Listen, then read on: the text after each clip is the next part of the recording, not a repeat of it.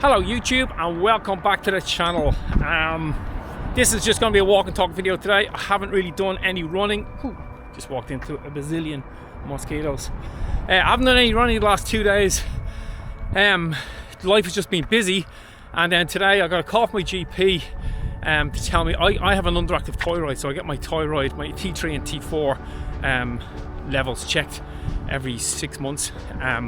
And I was due to get them done last week, so I did. I got them tested, and if you've been following this channel, you know I had a problem with my stomach before, that kept causing me to become anemic. It kept losing blood, and therefore to end up in an iron deficiency anemia. Yeah, when my GP called me today to tell me that they need to up my thyroid medication, which I take every morning, it's fine. We both saw that coming.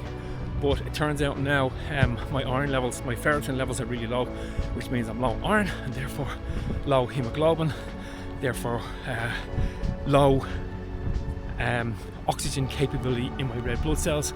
So now, yeah, it's like I thought it was an issue that had completely passed. It was. I got on top of it. I did everything that was supposed to be done. It seemed to have been resolved. So it's just kind of a bit weird today when my GP rang me and told me that my ferritin levels were really low. It didn't come out of the blue. I've been feeling I've had a couple of dizzy spells, which is one of the symptoms. I've been feeling quite fatigued, and it's different. The fatigue you get when you're anemic is different to the fatigue you get when you've just been running a lot or training a lot. So that has been an issue. With the last time, I was getting a good bit of shortness of breath, like when I would start running around. So I haven't had any of that this time. So I don't think it's too bad, but it's in my head now, you know. It's an issue that I just thought was gone, and it's just a bit annoying. Anyway, I'll get on top of it. My GP just wants me to get another blood test, check all the levels again, and then find out where or why I'm either losing blood, and that's why I'm dropping iron and becoming iron deficiency anemic, or there's some other reason that I can't absorb iron or something. But I don't think that's the case, because when I take the iron supplements, it goes up. It seems to kind of go up to normalize pretty quickly when I do take the iron supplements. So it's unlikely that it's an absorption thing or a mechanical thing on my body.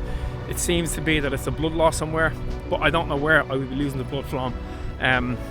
The last time I definitely had symptoms. I had the stomach cramps all the time, and it turned out that I had a helicobacter infection in my stomach, and that was getting these ulcers that would, every 7 to 10 days, I would get lots of ulcers and they would burst, and I would get stomach cramps and feeling crappy, and yeah, and that explained it. They found it out with a colonoscopy.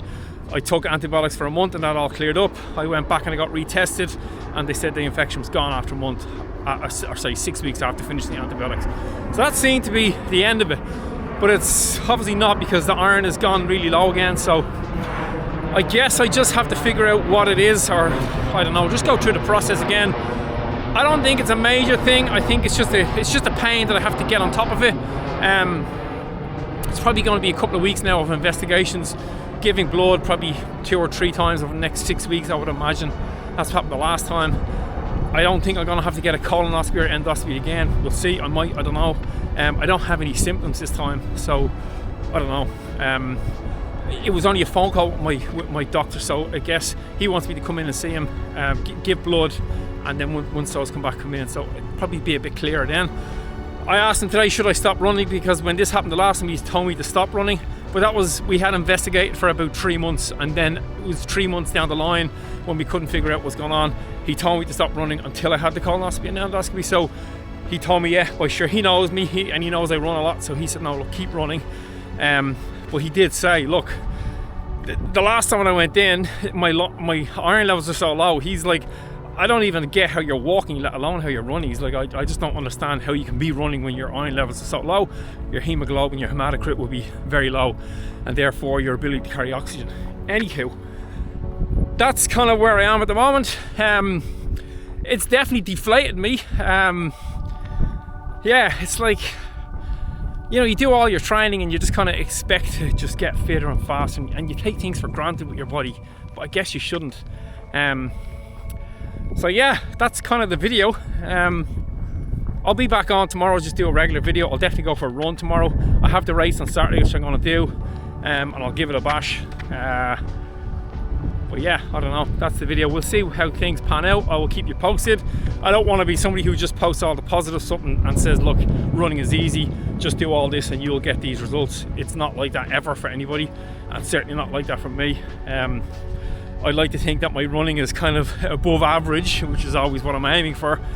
But it doesn't come easy, and it doesn't come without its trials and tribulations, and this is one of them. So I thought it was important to share it. Anywho, I will keep you posted as I go along, but I will post a more upbeat running type video tomorrow. Yeah, and in the meantime, guys, run far, run fast, but most of all, run sensible.